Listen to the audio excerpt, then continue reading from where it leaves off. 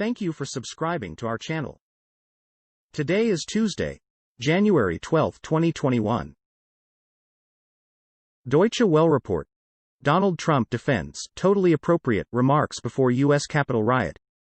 U.S. President Donald Trump told reporters on Tuesday that there was tremendous anger over efforts to impeach him for his role in inciting the deadly attack on the U.S. Capitol.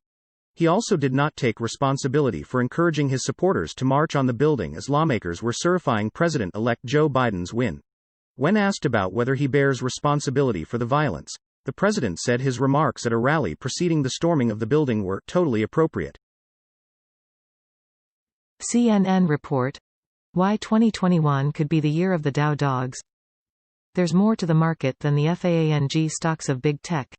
It could finally be time for dividend-paying value stocks like the so-called dogs of the Dow to shine. The dogs of the Dow refers to a list of high-yielding stocks in the blue chip average. The theory is that if investors buy these stocks, many of which had struggled in the previous year but still offer the promise and stability of a big dividend, they should mount a solid comeback in the year to come. Fox report. Maduro remains Venezuela's president 2 years after the U.S. declared him illegitimate. 2 years ago, the Trump administration government took a bold stance when it declared that it was no longer recognizing Nicolas Maduro as the legitimate president of Venezuela. Instead, the U.S., followed by more than a dozen countries including the European Union, backed Juan Guaido, a little-known opposition leader, as the South American country's interim leader. This decision triggered massive upheaval as thousands of Venezuelans poured into the streets of Caracas, calling for Maduro's resignation. CNN report.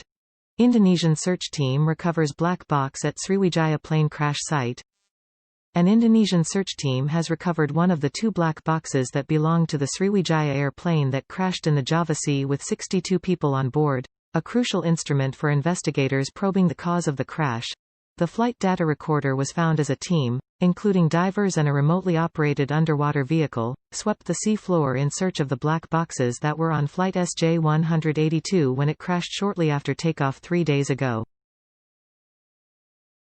Fox report. Arizona man arrested in Christmas killing of 18-year-old. Arizona's Phoenix Police Department has arrested a man in connection with the Christmas Day killing of 18-year-old Tyler Cardiel. Law enforcement officials pointed Fox News to a media release that explained they had identified 30-year-old Timothy Bell using DNA evidence found at the scene of the crime. On Friday, detectives determined there was sufficient probable cause to arrest Bell on a murder charge, and he was booked into the Maricopa County Jail. BBC report. Uganda elections 2021, social media blocked ahead of poll.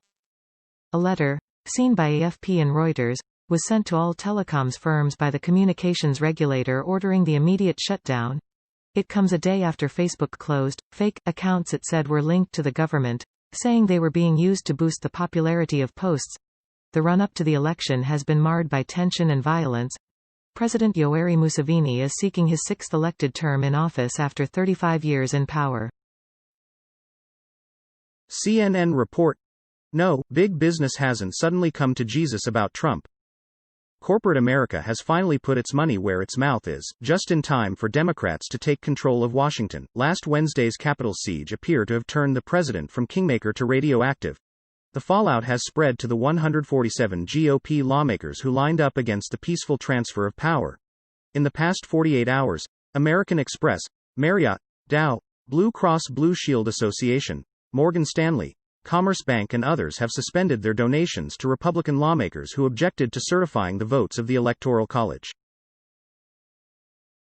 Fox report.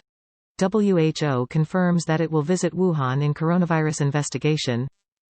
The World Health Organization has confirmed that it will visit the city of Wuhan during its investigation in China into the origins of the coronavirus pandemic. The virus was first detected in Wuhan in late 2019. A report earlier this week said it was unclear whether WHO experts would visit the city during their investigation. The visit to Wuhan will be included in the itinerary, a spokesperson for the WHO told Fox News via email late Monday. BBC report. Egypt court overturns TikTok stars' jail sentences. Mawada al-Adam and Haneen Hassam were among 5 young women sentenced to 2 years in prison and given fines of nearly $20,000 (£15,300). €17,000 over videos posted online. Ms. Hassam has been acquitted of all charges, according to local media. However, the court upheld the fines on Adam and the other defendants. Their cases attracted widespread attention in Egypt, where the women became known as the TikTok girls. Deutsche Welle report. South African COVID variant found in Germany. A coronavirus variant that was identified in South Africa has been detected in Germany for the first time, the Social Affairs Ministry in the state of Baden-Württemberg said on Tuesday.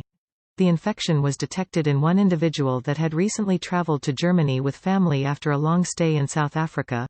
All of the family members had reportedly tested negative for the coronavirus 5 days after arrival.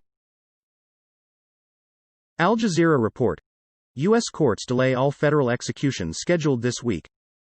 A U.S. judge ordered the Justice Department to delay the executions of 2 condemned murderers until at least March 16 to allow them to recover from COVID-19, hours after a federal judge in Indiana blocked Tuesday's scheduled execution of the only woman on federal death row in the United States, citing mental health. The 2 inmates, 52-year-old Corey Johnson was scheduled to be put to death on January 14, and Dustin Higgs, 48, was set to face execution January 15. Al Jazeera report. Policies Adelson championed will be long felt, Palestinians say. Sheldon Adelson's support for extreme anti-Palestinian positions will be felt for many years to come, Palestinian political analysts said on Tuesday, as news broke of the 87-year-old casino magnate's death.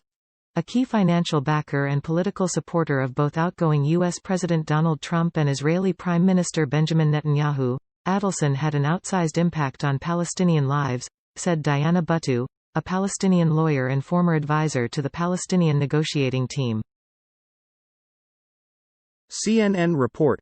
Richard Branson's mother dies of COVID-19. Eve Branson, mother of Richard Branson, the billionaire founder of the Virgin Group, has died of coronavirus. Her son announced Monday, in a blog post announcing the death. Branson said that his mother held on for one last victory, managing to fight off the virus, but had expended all of her energy in the process. She was 96. He said that one of his sisters and his nephew were with her until the end, as well the wonderful nurses who she entertained with tales from her life and much laughter over glasses of whiskey.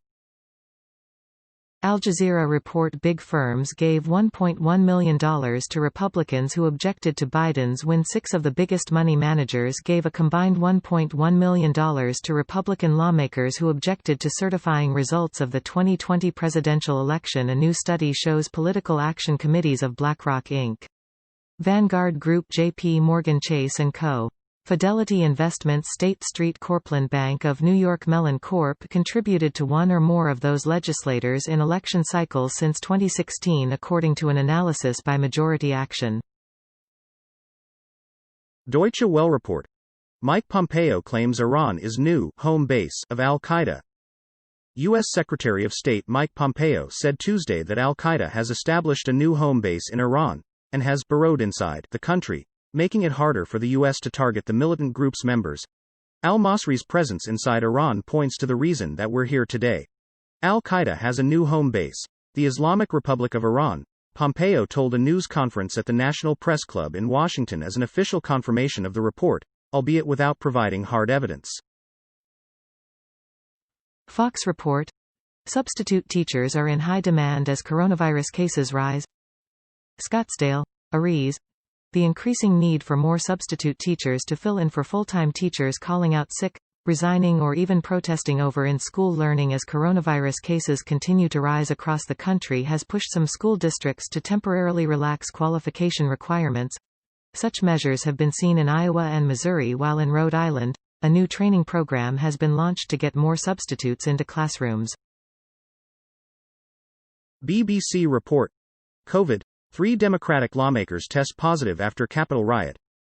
House Democrats Bonnie Watson Coleman, Pramila Jayapal and Brad Schneider have announced their diagnoses. Last Wednesday they hunkered down in secure rooms, seeking refuge from an invasion of Congress in which 5 people died. Some Republicans were not wearing masks during the ordeal, footage suggests. Medical experts fear more lawmakers may have contracted the disease, potentially amounting to a super spreader event at a time when coronavirus infections and deaths continue to rise in the U.S.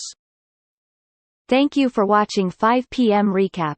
To be notified, you can subscribe our channel and activate the bell.